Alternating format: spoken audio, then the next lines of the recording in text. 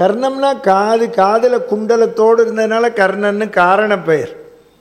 அந்த குழந்தை தேரோட்டி வீட்டில் வளர்றான், தவழ்ந்து வரான். அது வழியாக சப்த ரிஷிகள் போனா. அதில் இந்த வசிஷ்டருக்கு இந்த குழந்தைய பார்த்த உடனே ஈர்த்தது. ஏன்னா சூரிய புத்திரனோல்யோ, அவர் சூரிய வம்சத்துக்கு குருவே. அதனால் உள்ளே வந்துட்டார். நம்ம இப்போது ஒரு குழந்தைய பார்க்குறோம், நல்லா இருக்குது குழந்தை லட்சணமாக.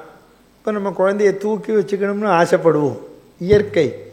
நமக்கு இப்போ அந்த குழந்தை பேர் தெரியாது, இப்படி கை தட்டி கூப்பிடுவோம், என் கண்ணோல்லையோ பா அப்படின்னு.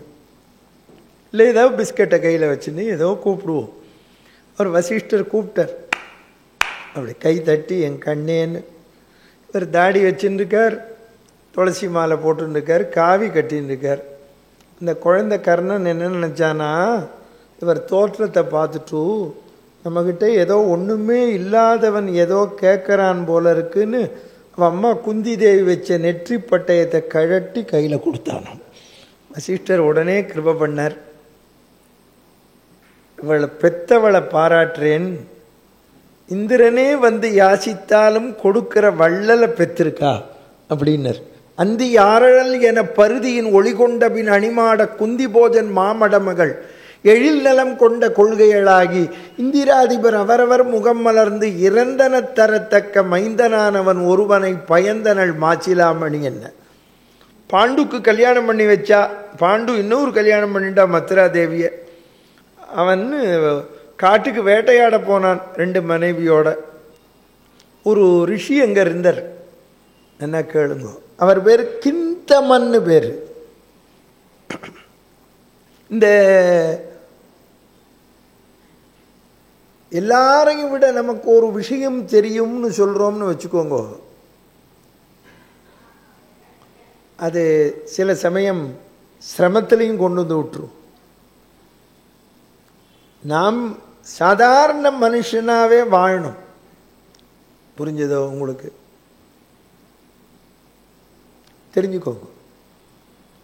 அந்த ரிஷிக்கு என்ன ஒரு ஆற்றல் உண்டுன்னா, தன் ரூபத்தை இன்னும் ஒரு மிருகமா மாற்றிப்பர். தன் மனைவியையும் அதே மிருகமா மாற்றி இன்பம் தூய்ப்பர்.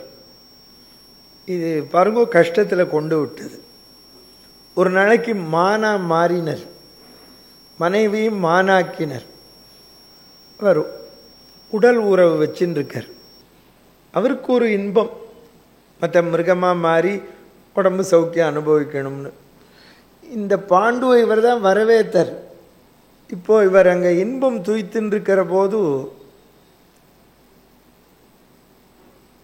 பாண்டு சக்கரவர்த்திக்கு தெரியாது இந்த ரிஷி தான் மாறி இருக்காருன்னு. வில்லை எம்பையும் வளைச்சு பானம் போட்டுட்டார்.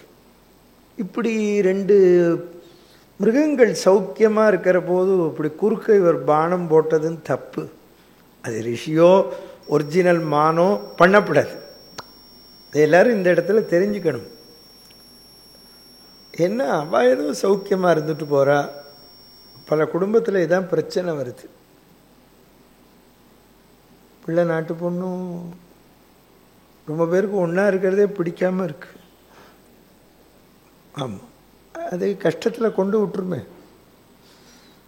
அப்போ அந்த ரிஷி இவர் பானம் போட்டவுடனே வெளிப்பட்டார், சபிச்சர் பாண்டுவ.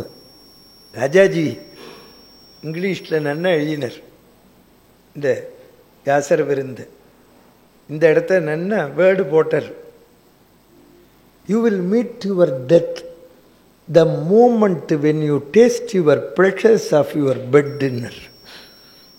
உன் மனைவியோடு இருக்கின்ற பொழுது உன் உயிர் போயிடும்னர். இதை பீஷ்மர்கிட்ட சொல்லிட்டு திருப்பி காட்டுக்கு வந்தார். இப்போ குந்தி தேவியை பார்த்து, நீ துர்வாசர் கொடுத்த மந்திரத்தினால குழந்தைகளை கொடுன்னார். தர்மபுத்திரன் யமதர்மனுக்குரிய மந்திரத்தை ஜெபிச்சார்.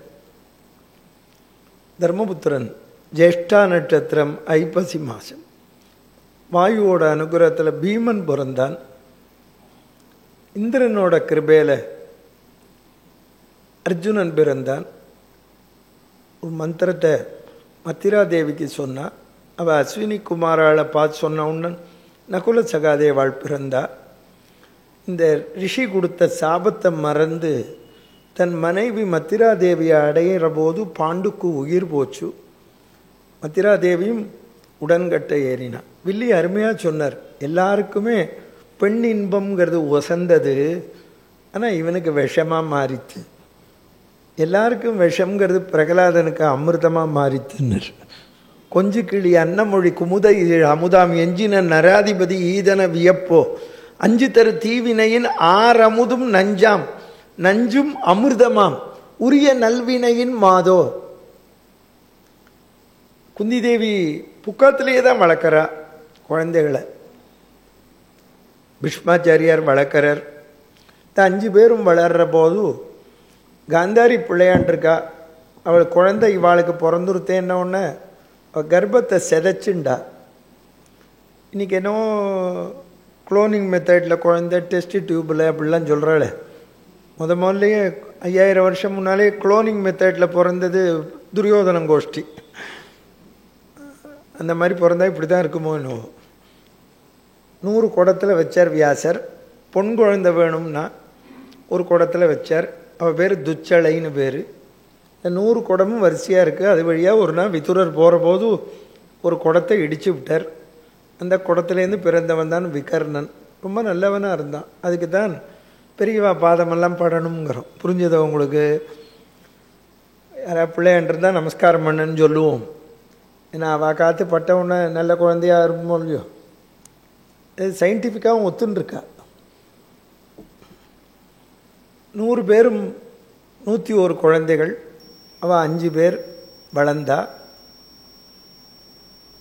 துரியோதனுக்கு பால்யத்திலேருந்தே பொறாமை. பீமனை பார்த்து விஷம் வச்சான். சமத்து பத்தாமல் விஷத்தை வச்சு கொடுத்துட்டு ஜலத்தில் தள்ளினான். அவன் பாம்பு லோகத்துக்கு போனான். அங்கே ஆதிசேஷன் இவனை யாருன்னு கேட்டான். வாயு புத்திரன்னா. என் நண்பன் வாயு, நீ வந்திருக்கியான்னு 10000 யானை வலிமை உள்ள அமிர்தம் கொடுத்தான். பாருங்க, இவன் அவனை கொல்ல போக அவனுக்கு அமிர்தம் கிடச்சது. வளர்றா. துரோணாச்சாரியார்கிட்ட பாடம் சொல்லி தர போகிறார். துரோணம்னாலே வில்லுன்னு அர்த்தம். அவர் பிராமணன். வில்ல பிடிச்சதுனால அவருக்கு காரண பெயர் துரோணர்னு. ரொம்ப ஏழ்மை. அதனால் அவர் வேதத்தை விட்டுட்டு வில்லுக்கு வந்தார். சரி, அந்த காலத்திலேயே ப்ரொஃபஷன் மாற்றுறது உண்டு. வேதம் சாப்பாடு போடல, அன்றைக்கே டிஃபென்ஸுக்கு போயிட்டார். இங்கே அன்றைக்கி ஒருத்தர் போனார். இன்றைக்கி ஊருக்கு தகுந்த பாப்புலேஷனுக்கு தகுந்தாப்பில் போகிறோம், அவ்வளோதானே. அதுக்காக வேதம் படிக்கிறதையோ சந்தியாவந்தனம் பண்ணுறதையோ விடப்படாது. சந்தியாவந்தனம் பண்ணுறதை விடப்படாது. நம்மளை பிராமணன்னு கவர்மெண்ட்டில் சொல்கிறானே, அதுக்காவது பண்ணணும். ஆமாம். இன்னும் ஒரு பையன் ஃபோன் பண்ணி கேட்டான், என்னைக்கு காயத்ரி ஜபம்னு. தினமே உண்டுன்னு. நாளைக்கு பண்ணுற காயத்ரி ஜபம் வந்து ரெனியூவல் பண்ணுறோம், தெரியுமா உங்களுக்கு? ஆமாம். அதை பற்றி பின்னால் யக்ஷபிரசனத்தில் வருது, வியாக்கியானம் பண்ணுறேன். எனக்கு இன்றைக்கி அர்ஜுனன் தீர்த்த யாத்திரை வரைக்கும் போகணும். அதுக்கு தான் இப்படி ஸ்பீடாக போகிறேன். நான் இப்போ உங்களுக்கு கிட்டத்தட்ட 10 நாள் உபன்யாசத்துக்கு மேலே கவர் பண்ணின்னு இருக்கேன். ஆமாம்.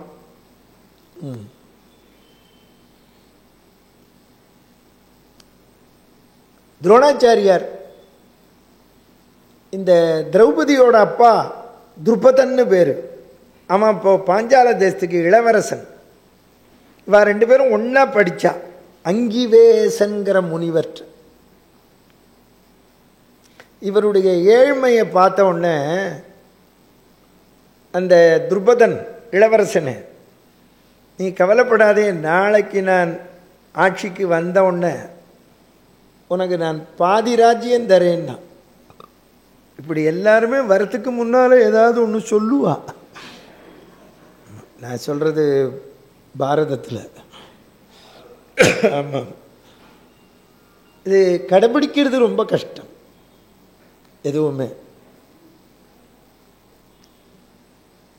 அவருக்கு ஏழ்மை. அவருக்கு ஒரு பையன்தான் அஸ்வத்தாமன். அந்த நீங்கள் ஏழ்மைங்கிறது எந்த காலத்துலேயும் உண்டு. நீங்கள் எக்கானமி இன்றைக்கி இருக்கிற விலைவாசிலாம் சொல்கிறேன், அந்த விலைவாசிக்கு அவருக்கு ஏழ்மை புரிஞ்சுக்கணும். இப்போ இந்த விலைவாசிக்கு ஏழ்மையாக இருக்கிறவா இருக்கா, அது ஏழ்மையை போக்கணும்னு சொல்கிறோம் ஒரு கருத்து. இன்னொரு கருத்து செல்வர்கழகு செழுங்கிளை தாங்குதல். ஸ்கூலில் படிச்சிருக்கோம், ஒரு மார்க்குக்கு கடைப்பிடிக்கிறது தான் கஷ்டமாக இருக்குது. உண்டிக்கழகு விருந்தோடு உண்டல். இதில் ஒரு 2-3 விளக்கம். நம்ம ஒருத்தருக்கு கொடுத்ததுனால விடியுமா அப்படின்னா அது விடியாது, பகவான் தான் கொடுக்கணும். ஆனால் நம்ம கொடுக்காமல் இருக்கக்கூடாது, புரிஞ்சுக்கோங்க. கல்விக்கு தரணும், கல்யாணத்துக்கு தரணும். அதை விட ஒருத்தர் போயிட்டா ரொம்ப ஏழை, கர்மா கூட பண்ண முடியலன்னா அதுக்கு தரணும். எதுக்குமே ஒன்று வச்சுக்கோங்க, கொடுக்கணும். இத்துவக்கும் இன்பம்னா பகவான் கீதையில் சொல்கிறான், நல்லா கேளுங்கோ. ஒரு மனுஷனுக்கு வயசாக எல்லா குணமும் போயிடுமாம், இந்த கருமித்தனம் மட்டும் போகாதாம். புரியுறதோ? அதனால் தயவு செஞ்சு அதை மட்டும் வளர்த்துக்காதீங்க. பச்சனைனா நீங்கள் தப்பாக சொல்கிறீர்கள் சமுதாயத்தில் எல்லாரும். தனக்கு மிஞ்சித்தான் தானம்னு தப்பான பதம். தனக்கு என்று மிஞ்சுவது தானம். புரியுதா? நம்ம சம்பாதிச்ச பணத்தில் எது நம்மளோட வரப்போகிறதுன்னா நம்ம பண்ணுறத தானத்தினால வர புண்ணியம். அதான தகுதியானவளுக்கு தான் தரணும். அது அடுத்தது. இங்கிலீஷில் ஒரு மொழியில் ஒரு விஷயங்கள் நல்லா இருக்கும். இங்கிலீஷில் ரொம்ப நல்லா சொன்னான், ப்ரிசர்வ் த மணி. ப்ரிசர்வ் எதுக்குன்னா டு சர்வ். அதிலேயே இருக்க வரி, ப்ரிசர்வ் டு சர்வ். யாருக்குன்னா ஃபார் டிசர்விங். இந்த துரோணாச்சாரியாருக்கு ஒரு பையன் வழக்கம் உள்ள, அவன் துருபதனை தேடின்னு போயிட்டான். இப்போ பாஞ்சால மன்னன், திரௌபதியோட அப்பா, இன்னும் திரௌபதி பிறக்கலை. ஏழை, அவன் தர்தரம்னா அவனை பார்த்தாலே தெரியுமே அவன் வஸ்திரத்தில். ஆனால் அவருடைய கல்வி பளிச்சுன்னு இருக்கு முகம், வேதம் படித்தவன். பாவம், ஏழ்மை. எப்பவும் இல்லாதவன் பொல்லாதவன் தான். பாவம். நம்ம இல்லைன்னு சொன்னால் பிக்ஷை கேட்டுத்தான் ஆகணும். அவன் போனான், நேர போயிட்டான் ராஜா அரண்மனைக்கு. காவலாளிகிட்ட சொல்லிட்டு அவனும் விட்டுட்டான். இவர் பிராமணன். போய் விழுந்து சேவிச்சான். மன்னா, என்னை உனக்கு ஞாபகம் இருக்கா? உன் பால்ய சிநேகிதன். எனக்கு ஒரு பையன், குழந்தையை வளர்க்க முடியவில்லை. பசும்பால் கொடுத்து வளர்க்கலாம் என்றால் வசதி இல்லை. ஒரு மாவை கரைத்து கொடுக்கலாம் என்றால் அதற்கும் வசதி இல்லை. மாவின் பாலே என்று மரபுக்குரிய மைந்தனும் ஆவின் பால் கண்டறியான கோவின் பால் எய்துதலும் அக்கோமகன் யார் நீ? மன்னா, என்னை நன்றாக பார். ஏழை பிராமணன், என்னை உனக்கு ஞாபகம் இல்லையா? அங்கிவேச முனிவரிடத்தில் ஒன்றாக படித்தோமே, சதுர்வேதம் தனுர்வேதம் படித்தோமே, ஞாபகம் இல்லையா? நீ எனக்கு பாதிராஜ்யம் தருகிறேன் என்றாய். பாதிராஜ்யம் வேண்டாம் மன்னா, இந்த பிராமணனுக்கு ஒரு பசுமாடு கொடு, நான் என் குழந்தையை வளர்த்து விடுவேன் என்றான். அரசனுக்கும் ஆண்டிக்கும் என்ன சம்பந்தம்? யாரெங்கே? இவனை வெளியே தள்ளுங்கள். மன்னா, நன்கு யோசனை செய் மன்னா, என்னை நன்றாக பார். உனக்கு நினைவில்லையா? ஒரு பசுமாடு கொடு, பிராமணன் யாசிக்கிறேன், இவரை வெளியே தள்ளுங்கள். அவன் சபதம் வச்சார், என்ன ஆறுன்னு கேட்ட உன்னை நான் யாருன்னு கேட்க வைக்கிறேன். 105 பேருக்கும் பாடம் சொல்லி கொடுத்தார். அவர் குருதட்சணைக்கு சொல்லி தர்றாரோ இல்லையோ, இந்த சபதத்தை நிறைவேற்றனே சொல்லி தருவார். அவருக்கு அர்ஜுனனை ரொம்ப பிடிக்கும். ஏன்னா அவன் தான் நன்னா பாடம் படித்த சிஷ்யன். எல்லா கர்ணனுக்கும் அவர் தான் சொல்லி கொடுத்தார். அரங்கேற்றம் பண்ணார். அவர் ஏழ்மையில முன்னேறினவராச்சே துரோணாச்சாரியார். சபையில் பேசினார். வீரர்களே கேளுங்கள், இந்த அர்ஜுனனுக்கு ஈடாக யாரேனும் இருந்தால் மேடைக்கு வாருங்கள். 2ஆம் முறை சொல்லுகிறேன், அர்ஜுனனுக்கு ஈடாக யாரேனும் இருந்தால் மேடைக்கு வாருங்கள். 3ஆம் முறை சொல்லுகிறேன், அர்ஜுனனுக்கு ஈடாக யாரேனும் இருந்தால் மேடைக்கு வாருங்கள். நிறுத்துங்கள் துரோணரே, நான் இருக்கிறேன். யாரவன்? குந்தி பெற்ற சிங்கம், பரிதி பெற்ற காளை, பரசுராமரின் சீடன் கர்ணன் எழுந்திருந்து மேடைக்கு வருகிறான். கிருபாச்சாரியன் கேட்பான், யார் நீ? பிறப்பறியாதவன், தேரோட்டி மகன், மன்னன் மகனோடு யுத்தம் நடத்த அருகதையற்றவன், கீழே இறங்கு. புராண காலத்துல எல்லாம் அந்த காலத்துல ஜாதி உண்டு உண்டுன்னு பார்த்து கெட்டு போனா, இன்னைக்கு இல்லை இல்லைன்னு சொல்லி கெட்டு போயின்னு இருக்கா. அப்போ அவனை ஒரு கை தடுத்தது. திரும்பி பார்த்தான். யார்? துரியோதனன். நில்.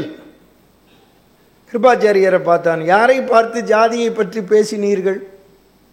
படித்தவனுக்கு, பண்பாளனுக்கு, கொடையாளனுக்கு, கற்புடைய பெண்களுக்கு, வீரம் என்று உள்ளவர்களுக்கு ஜாதி கிடையாது.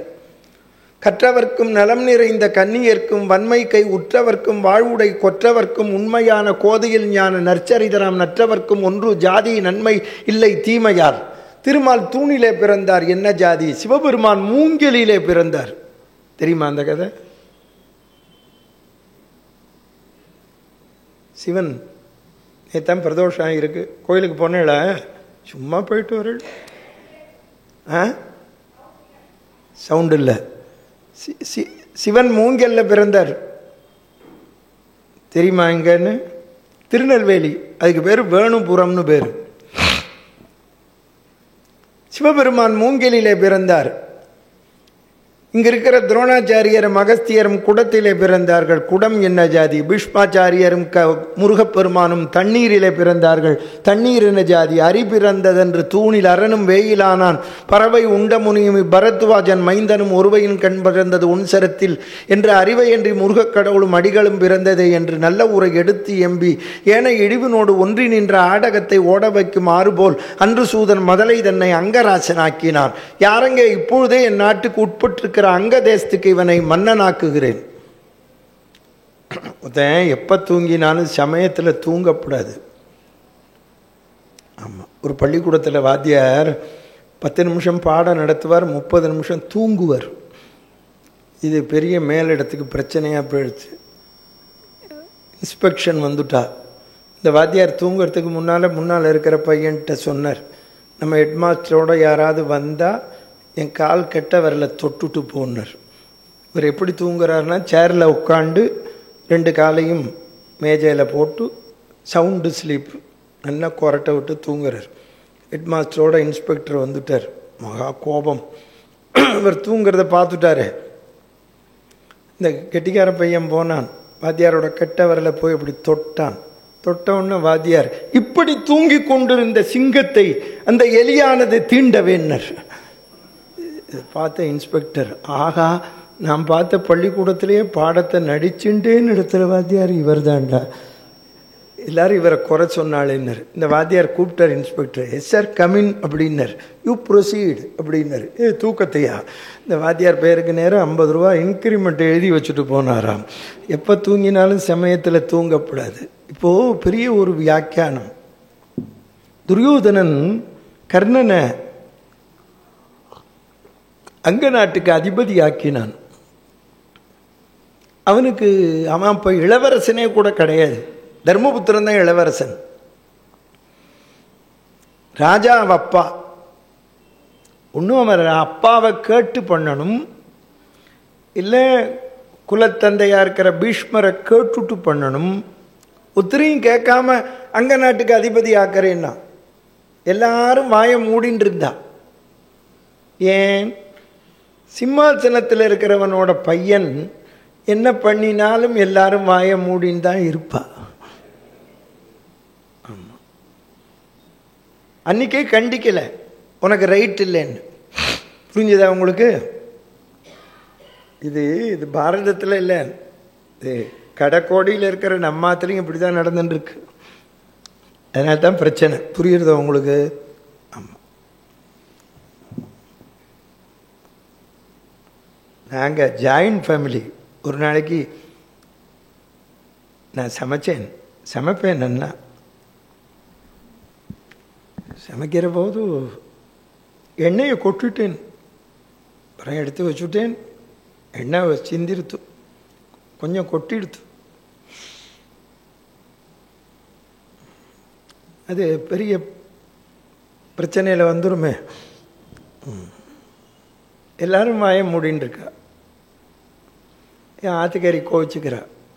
இப்போ இதே நாங்கள் பண்ணினா சும்மா இருப்பேளா அப்படின்னு ஆரம்பிச்சுட்டோம். எல்லாரும் கீப் மம். ஆமாம் தப்பு தான் அப்படின்னு எங்கள் அண்ணா சொல்லலை, மன்னி சொல்லலை. ஏன்னா நான் இந்த பையனோ இல்லையோ, அவள் ஒரு வார்த்தை சொல்லியிருக்கலாம் தப்பு தான்னு. எங்கள் அம்மாவும் சொல்லலை. எங்கள் அம்மா சொல்லாதது இல்லாமல் சும்மா இல்லை, சரிடி ஆம்பளைன்னா அப்படி தான் இருப்பான்னுட்டார். இது புராண காலத்துலேருந்தே நடந்துட்டுருக்கு. அதுக்கு சொல்கிறேன். இப்போது நீங்கள் துரியோதனன் கேரக்டரை விட்டுருங்க, கர்ணன் கேரக்டர் எடுத்துக்கோங்க. அவன் ஆதரவு இல்லாதவனை ஆதரிச்சான். அது அவனுக்கு ஒசத்தி. கட்டிண்டான் கர்ணனை. இனி உன் விரோதி என் விரோதி, உன் நண்பன் என் நண்பன், என் உயிர் பிரிந்துதான் உன் உயிர் பிரியும். இது பிரச்சனை வலுக்க ஆரம்பிச்சுருத்து. ஏன்னா இவனுக்கு தனக்கு பஞ்சபாண்டவாளை எதுக்கிறதுக்கு ஒருத்தன் கிடைச்சிருக்கான். அவன் துரியோதனன் நல்ல விதமா ஆதரிக்கல, சுயநலமா. கர்ணன் தன்னுடைய ஏழ்மையை காப்பாற்றினவன், அவனுக்கும் சுயநலம். இப்போ துரோணாச்சாரியார் உடனே என்ன பண்ணார்? பஞ்சபாண்டவா எல்லாரையும் கூப்பிட்டார். குருதட்சணை என்ன வேணும்னா துருபதனை தேர்காலில் கட்டி கொண்டான்னர். இவனை வெளியில போனானே, அர்ஜுனன் போனா காலில் கட்டி கொண்டு வந்து நிறுத்தி விட்டான். தலையை தூக்கினார் துரோணாச்சாரியார். என்ன ஆறுன்னு கேட்டையே நீ? உனக்கு நான் பாதி ராஜ்யம் தருகிறேன்னு சொல்லி பாதி ராஜ்யம் கொடுத்து அதுலேருந்து ஒரு பசுமாட்டை ஓட்டின்னு வந்தாராம். இப்போ இந்த வன்மம் வளரும். அவரை துருபதன் உடனே என்ன பண்ணான்? யாகம் பண்ணான். அவனுக்கு பேர் யாகசேனன்னு பேர். அந்த யாகத்திலேருந்து திருஷ்டத்யும்னன் வில்லு அம்போட பிறந்தான் இந்த துரோணனை கொல்றதுக்கு. அந்த யாகாக்னியிலேருந்து பிறந்தவ தான் திரௌபதி.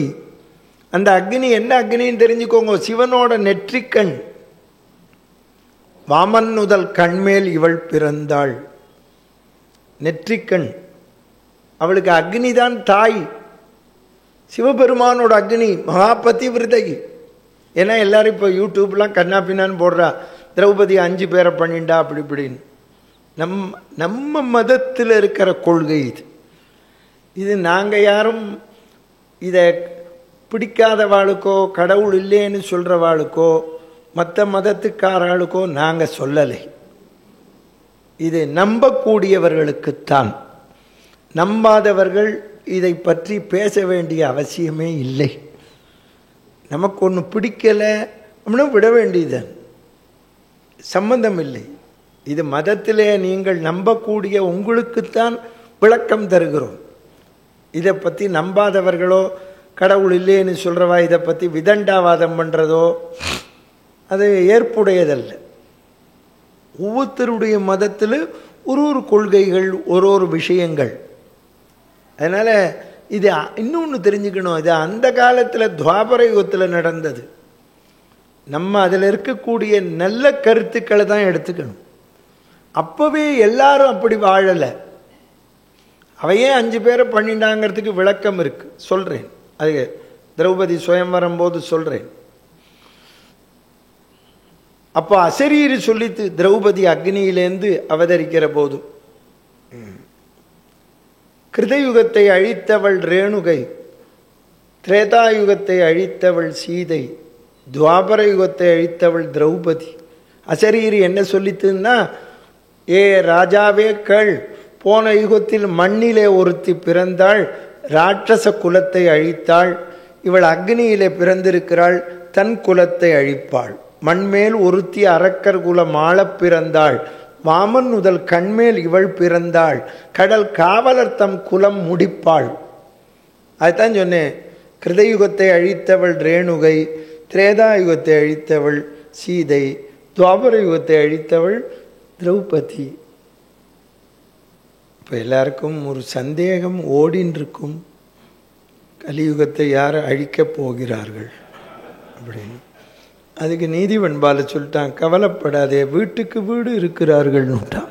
என்னே கிருதத்தே ரேணுகையே கூற்றுவனாம், தன்னேர் திரேதத்தில் ஜானகியே, பின்யுகத்தில் கூடும் திரௌபதியே கூற்றுவனாம், கலியுகத்தில் வீடு தோறும். அதுக்கு என்ன அர்த்தம்னா, பெண்கள் அழிக்க பிறக்கலை. நல்லா கவனிங்கோ.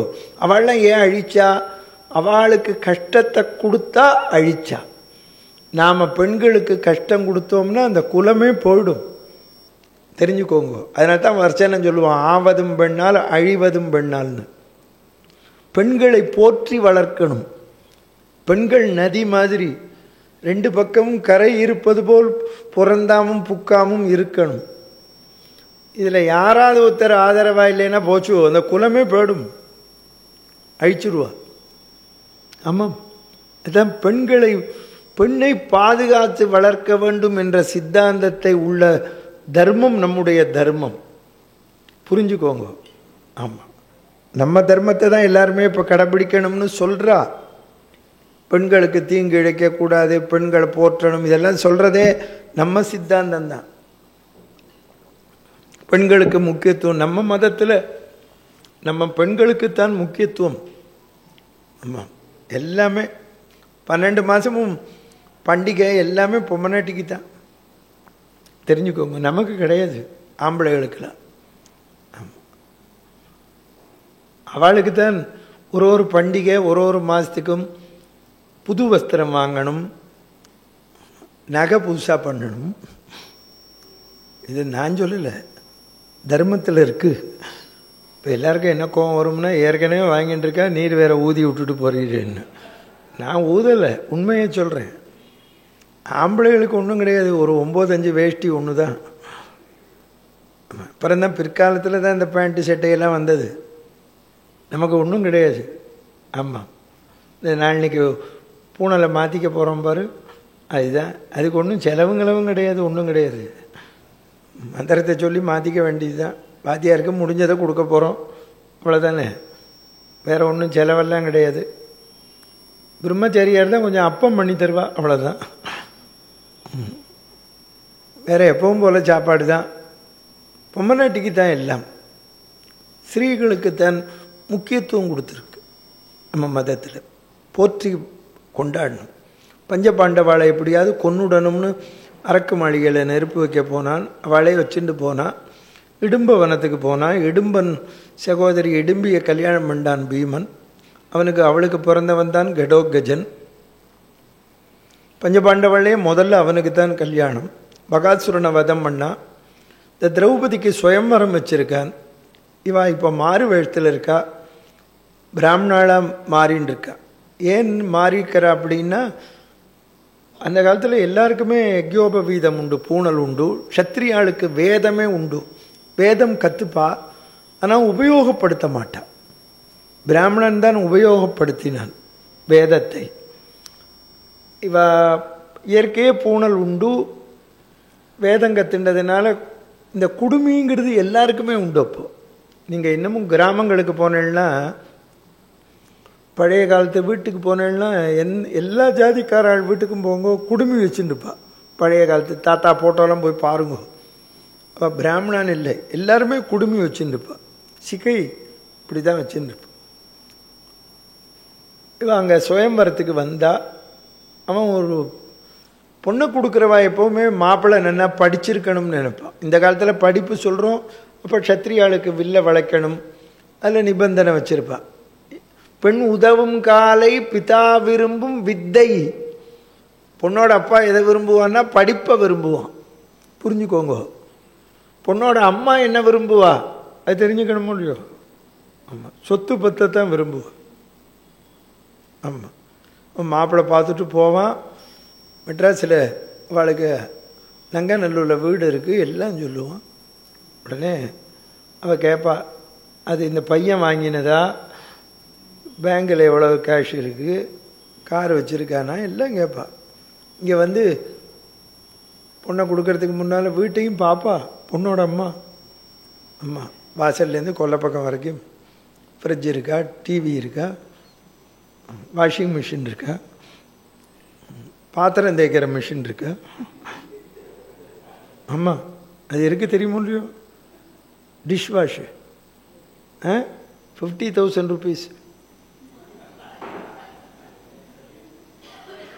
எனக்கு எப்படி தெரியுங்கிறல, வாங்கி கொடுத்துருக்கேன் ஆத்துக்காரிக்கு, இல்லைன்னா எப்படி தெரியும். எல்லாம் இருக்கான்னு கடைசி வரைக்கும் போய் பார்ப்பா. அவன் ஆம்படையான்னு சொல்லுவான், எல்லாம் இருக்கும் பேசாமல் தோணங்க, அது எல்லாம் பார்க்கணுன்னா பார்க்காம எப்படி கொடுக்கறது, நான் ஊற்றி கஷ்டப்பட்டது போரும் அப்படிங்கிற அளவுலையோ. அது இயற்கை. பெண் எதை விரும்புவா, நல்லா அழகனாக இருக்கணும்னு. ஏன்னா இவ்வளோ பேர் எதை விரும்பணுமோ விரும்பியாச்சே, அப்புறம் அவளுக்கு என்ன வேணும், அழகு தானே வேணும், பர்சனாலிட்டி. அவன் என்ன பந்தயம் வச்சுருக்கான்னா, மேலே மீன் சுத்தின்னு இருக்கு, மீனுக்கு கீழே ஒரு சக்கரம், கீழே தடாகம். இந்த தடாகத்தை இப்படி பார்த்து சக்கரத்து வழியாக பானம் போட்டு மீனை அறுக்கணும். என்ன கவனிங்க, இப்படி அடிக்கக்கூடாது, இப்படி எல்லாரும் அடிப்பா. ஆமாம், இப்படி பார்த்து இந்த பானம் வந்து சக்கரம் வழியாக போகணும், இந்த சின்ன கேப்பில் போய் மீனை அறுக்கணும். ஆமாம், முகமது சிராஜ் யார்கர் போட்டானோ கடைசியில் அந்த மாதிரி. இது எல்லா ராஜாக்களும் போனால் ஒன்றும் முடியலை. வியாசபாரதத்தில் ஒரிஜினலாக என்ன இருக்குன்னா, கர்ணன் போனான் வில்லை எடுத்து வளைக்கிறதுக்கு. அப்போ அவள் திரௌபதியை விட்டு பதில் சொல்லிட்டான். ஏ ராதேயா, தேரோட்டி மகனே, நீ வில்லை வளைத்தாலும் நான் மாலையிட மாட்டேன், நீ தேரோட்டி மகன்னுட்டான். அவன் வில்லை வச்சுட்டு போயிட்டான். அர்ஜுனன் வந்தான். பிராமணால் வில்லை வளைக்கலாமான்னு கேட்டா. வளைக்கலாம்னா. அர்ஜுனன் வந்தான், மீனை அறுத்தான். துரியோனுக்கு கோபம், ஒரு பிராமணன் வந்து வில்லை வளைச்சு சத்திரியாளத்து பொண்ணை கூட்டின்னு போகிறானே, நீங்கள்லாம் வேடிக்கை பார்க்குறீங்களேன்னா. கர்ணன் வில்லை எடுத்து சண்டைக்கு போனான். அர்ஜுனன் ஒரே பானம் போட்டான், கர்ணனோட வில் ஒடிஞ்சு போச்சு. அப்போ கர்ணன் உணர்ந்தான். என்ன கேளுங்கோ, படித்தவா பெருமை படித்தவாளுக்கு தான் தெரியும். அவன் சொன்னான், என்னுடைய வில்லை என் குரு பரசுராமன் தான் ஜெயிக்க முடியும், இந்திரன் ஜெயிக்க முடியும், துரோணாச்சாரியார் சீடன் அர்ஜுனன் ஜெயிக்க முடியும். நீ யார் என்று தெரியவில்லை, உன் குருவை வணங்குறேன்னா. அதில் கண்டுபிடிச்சிட்டான் பாருங்கோ. அவன் போயிட்டான். பஞ்சபாண்டவா திரௌபதியை கூட்டின்னு போனால் அவள் குயவன் வீட்டில் தங்கி இருந்தா. நாங்கள் ஒரு பொருள் கொண்டு வந்திருக்கோம்னா 5 பேரும் எடுத்துக்கோங்கன்னா. திரௌபதின்னு தெரிஞ்சின உடனே வியாச மகர்ஷி வந்தார். இப்போ போன பிறவியில் மௌத்கல்யன் பத்தினி பரமேஸ்வரனை நோக்கி தபஸ் பண்ணா. கணவன் நல்ல கணவன் வரணும்னு சிவன் 5 முகத்தில் காட்சி அளித்தார்.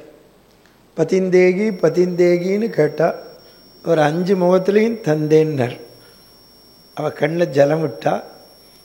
அப்போது இந்த தடாகத்தில் குளியினர் குளித்தா ஒரு இந்திரன் வந்தான், அழைச்சின்னு போனான். நான் ஏற்கனவே 4 இந்திரனை ஜெயிலில் வச்சுருக்கார், நீங்கள் 5 பேரும் பூலோகத்தில் போய் ஜென்மா எடுக்கணும்னார். அந்த 5 பேரைத்தான் கல்யாணம் பண்ணிட்டா திரௌபதி. தர்மபுத்திரனுக்கு மாலை இட்ட உடனே அக்னி பிரவேசம் பண்ணிட்டு தான் பீமனை கல்யாணம் பண்ணிட்டா. அதனால் நம்ம 5 பேரை அவள் கல்யாணம் பண்ணிட்டான்னு சொல்லக்கூடாது. அக்னியில் இறங்கினால நம்ம இறங்க முடியாது. அவள் அப்படி 5 பேரை பண்ணிக்கணும்னு நியதி. அதனால் நம்ம வந்து அவளோட ஒப்பிடக்கூடாது, அசட்டுத்தனமாக பேசக்கூடாது. அப்படி பேசுகிறவா இருக்கா, ஏன்னா எனக்கு தான் ஃபோன் பண்ணுறேன் இப்படிலாம் பேசுகிறாள்னு. நீங்கள் நம்ம இக்னோர் பண்ணணும். திடீர்னா திட்டிட்டு போகிறா.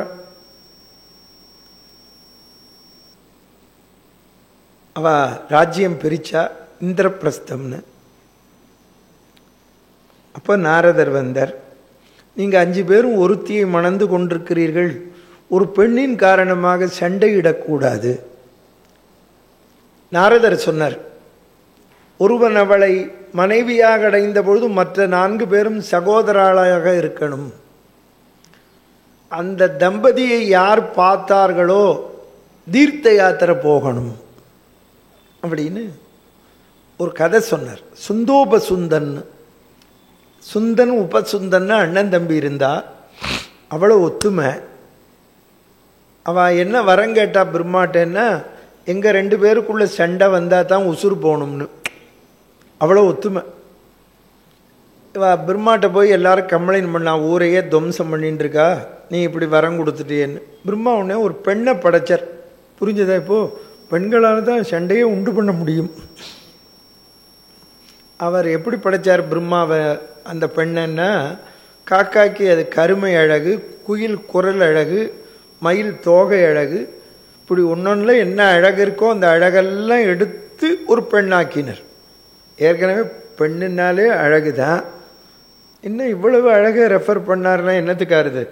அது பல திலகங்களிலிருந்து எடுத்து படைச்சதுனால்தான் அவள் பேர் திலோத்தமை. அந்த பெண்ணை அனுப்பிச்சு, நீ அந்த 2 பேரையும் கொண்டுட்டு வந்துடுன்னர். சுந்தன் பார்த்தா, நான் தான் கல்யாணம் பண்ணிப்பேன்னா.